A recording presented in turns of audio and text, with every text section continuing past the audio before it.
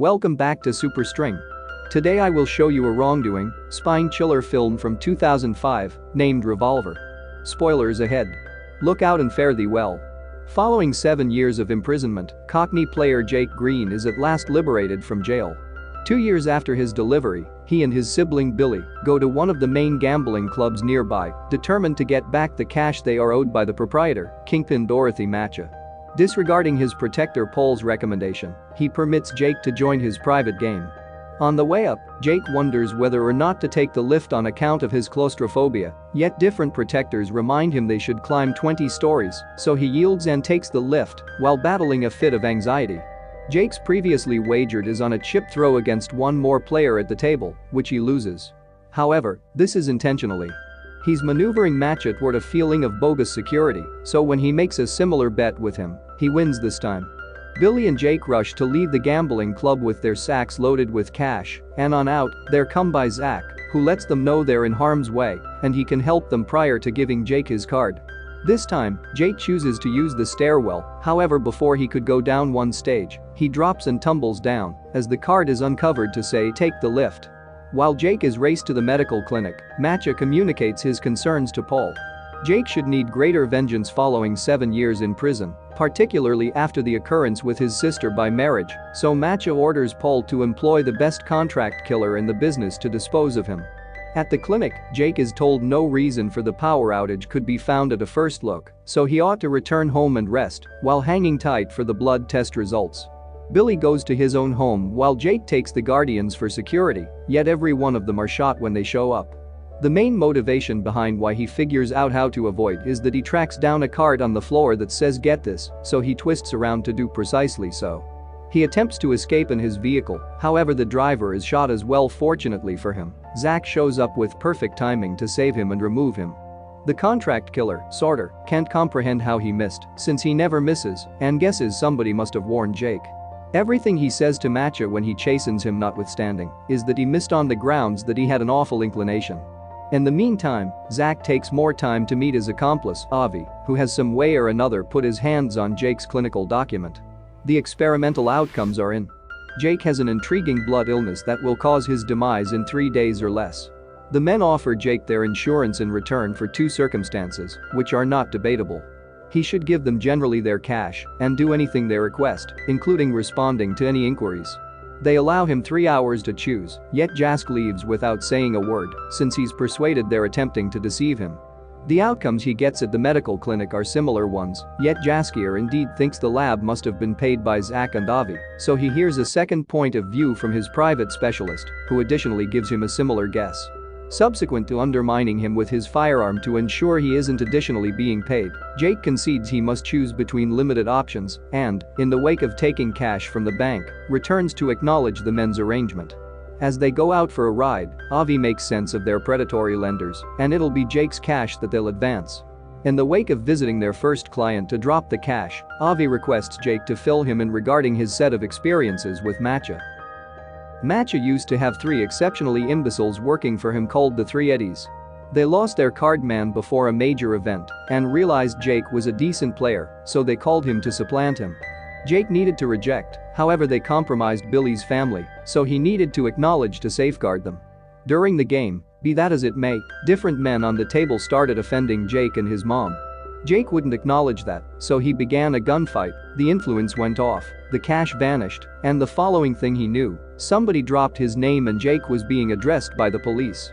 To hold him back from talking, they undermined his niece and incidentally killed his sister by marriage when she attempted to safeguard her little girl. Jake didn't let the police know that Macha coordinated the games and was shipped off prison for quite a long time. During that time, the Eddies upset Macha somehow or another, which brought about him involving them as concrete. In the wake of visiting a lot of clients, Zach sends Jake to remain at an inn.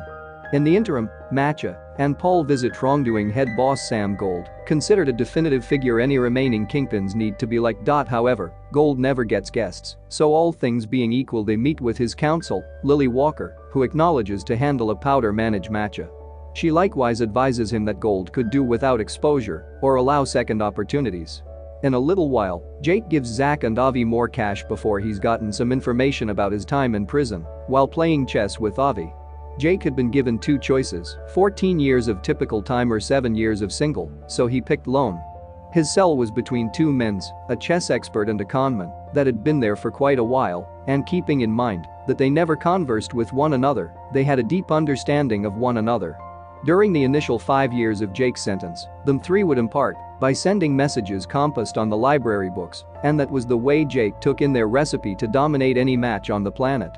The two men were arranging a jailbreak and vowed to take Jake with them, however when they at long last left, they vanished without a word and abandoned Jake. At the point when he was delivered 2 years after the fact, he figured out those two men had taken all his cash and just left behind a note that said you can get more intelligent by playing a more astute adversary, so Jaker began utilizing the recipe to make himself rich at different club. As the days pass, Jake keeps working by visiting different clients and offering his own cash. He's additionally expected to undermine them in the event that they don't pay, however he can't force himself to hurt blameless frantic individuals. In the meantime, Avi and Zach are affixing the side of a divider to a truck so when they pull, they break said divider and take the protected on the opposite side.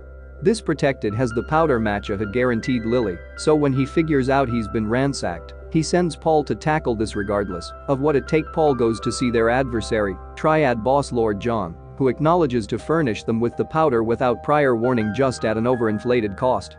Jake, Zach, Avi, and their group go to the inn, where the trade will occur. They slip into a room close to the hooligans to make an opening in the divider and infuse resting gas, making it lights out time for both Macha's and John's men. Then, at that point, they take the cash and the powder, outlining it to make it look it was Macha that ransacked John as well as the other way around. In a little while, Jake gets a call from Billy, who lets him know he's been making a few inquiries and has figured out that Zach and Avi are perilous to the point that not even Gold would contact them, so Jake ought to leave.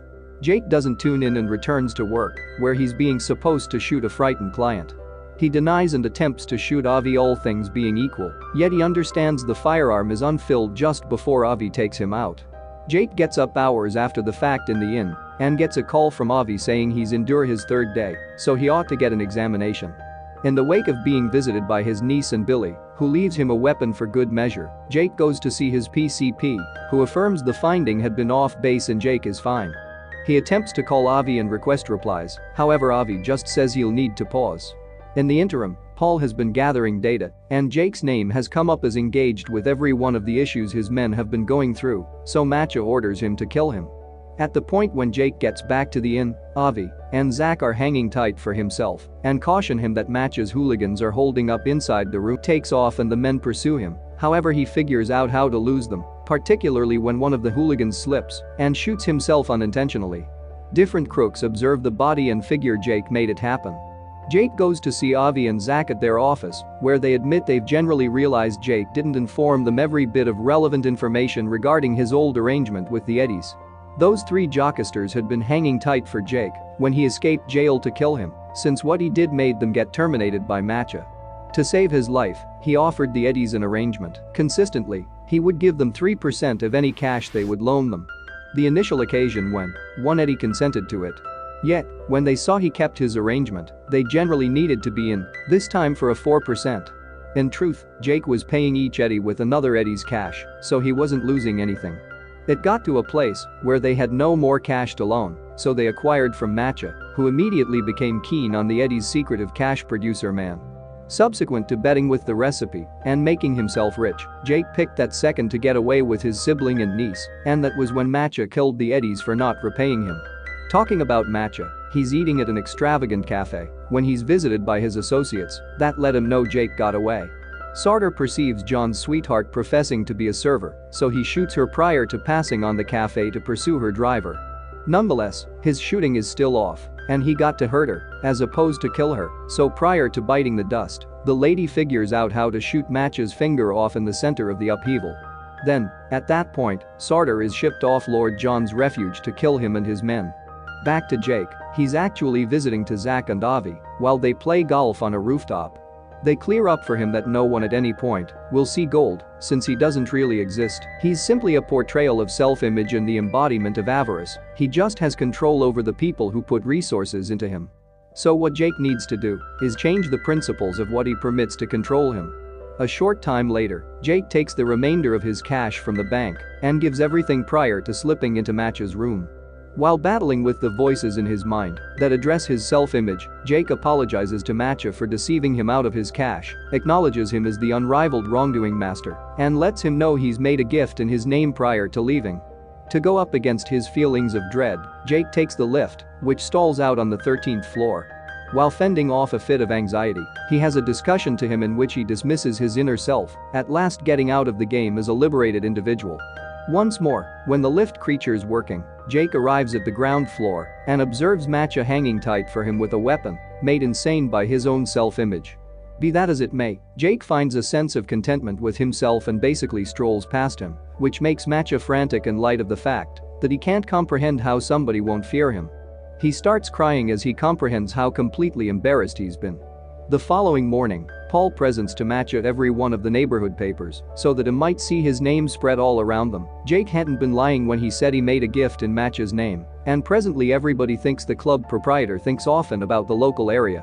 Macha is glad to give the praise, yet his joy is fleeting. Paul Likevwise illuminates him that Jake has the powder, and he's been playing them from the beginning. Paul, Sartor, and Macha's other colleagues go visit Billy, who figures out how to conceal his little girl in the pantry when he understands one of his guardians has sold out him. Whenever he's found, the men start harming him while investigating him, not accepting when he says he doesn't have the foggiest idea where Jake and the powder are. Paul's tormenting strategies are rapidly heightening, and Sartor begins feeling awkward, particularly when they make the young lady emerge from the cabinet after they hear her wail. Declining to hurt a kid, Sartor dismisses his inner self and starts killing his kindred cohorts purposefully and actually. However, he commits an error toward the end and gets killed as well. In the interim, Macha is visited by Lily. She presents to him a wreath sent by Gold, who isn't content with seeing Macha's name all around the papers since he could do without exposure.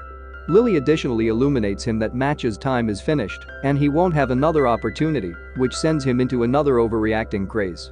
Avi and Zach take Jake and the powder to Macha's gambling club, where Avi at long last beats Jake at a round of chess while admitting the last couple of subtleties of the story.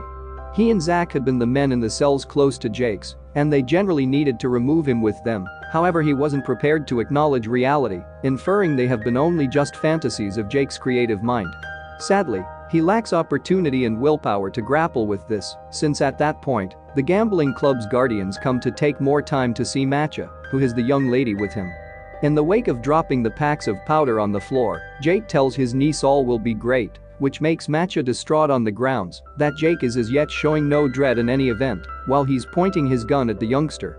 Embarrassment causes the inner self voices to Macha to arrive at the resolution that Jake can't hurt a dead man, so he sets the firearm against his head and fires.